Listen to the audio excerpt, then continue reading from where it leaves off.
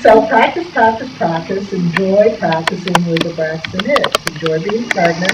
Learn. You're moving into this transition.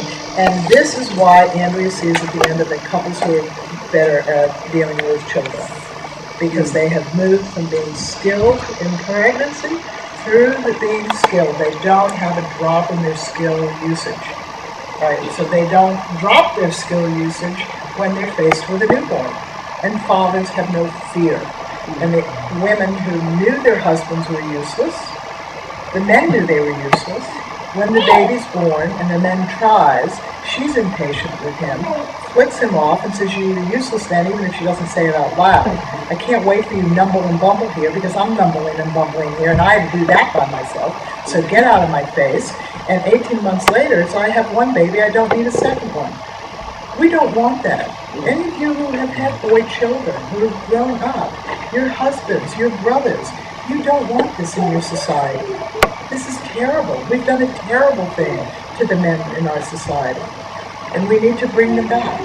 And we have to bring them back by admitting as women that we do not know how to birth. We need their help.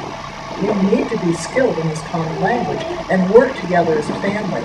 Because it is what we do as a family, is we work together. And by doing that, this gives people time to things to do to fill time.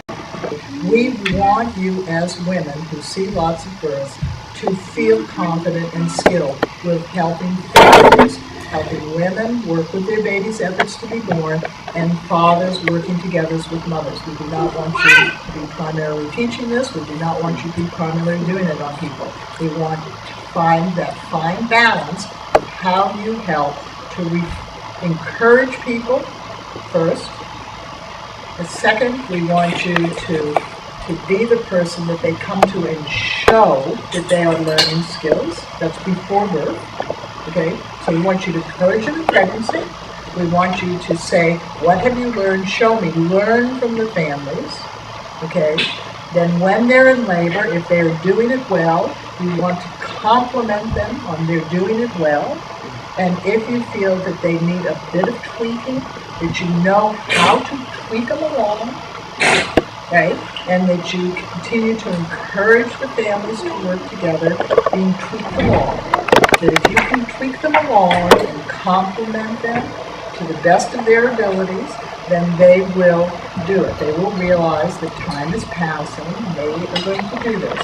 You will get great pleasure out of working with families, taking on that role. And 30% said yes. 70% said no. And she said to me, how do I get them to do it? And I said, simple, change your attitude. And she said, I can't. It's a choice-based system. I said, you're the one with these people coming who are not managing well. You're the one who is exhausted. You're the one who has the right as a professional to tell your clients what you expect of them. Right? And it took her a while. Now, 50% were interested, 70% weren't. The pink kit doesn't work. That was her response to me. Then I said, 20,000 births in New Zealand with skills, willing to be skilled.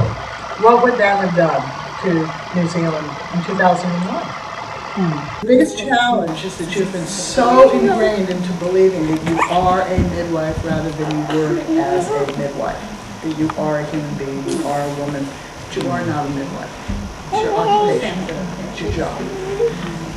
No matter how passionate you are about it. So you want to be a human in this, you want to be a woman in this, and you want the skills to be in the families so that they can teach you, not that you look better in their eyes. This is going to be the challenge. The purpose isn't for her to be nice and loving. The purpose really is to get families skilled so that they are taking a level of responsibility for themselves. And because there isn't a societal expectation, then people do put it down. And because we have an imperfect resource, these things collide into a perfect storm of no.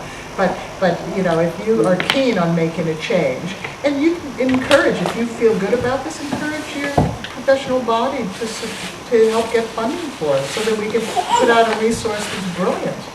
That people don't struggle, and then you'll find out what the no is. And the purpose is that we are going to have a skills-based approach to pregnancy and childbirth in our society, and that your role as women very dedicated in your profession are going to encourage people and explain to people why they should be skilled. If there are other skills-based resources that you want to give to your families, ask them to choose which one they'd like. But your job then is to make certain that they are showing you how they are learning the skills or how they're learning the skills, and that you expect them to use skills during the birthing process, no matter what birth they have. If it's going to be a cesarean that they're choosing and they're perfectly delighted about, you still encourage them, it's their baby's birth, to become skilled and have a relationship to their baby.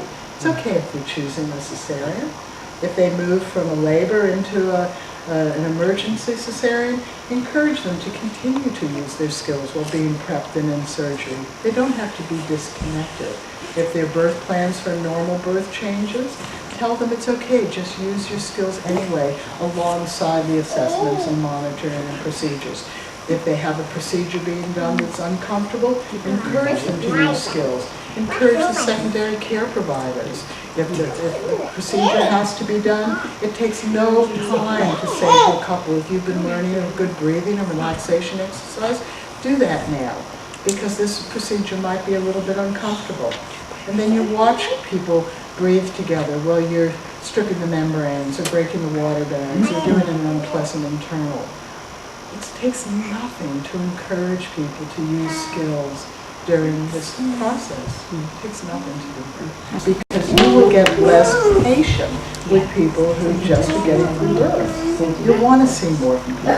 And you deserve it. You guys are incredibly dedicated to your occupation, and you deserve to be in the presence of skilled families who will enliven how you feel as dedicated women in your occupation. Absolutely deserve it. It will uplift you. Yep. I mean, I've had a fantasy that every midwife in New Zealand will give us $100 and we'll do it and go into partnership with the college.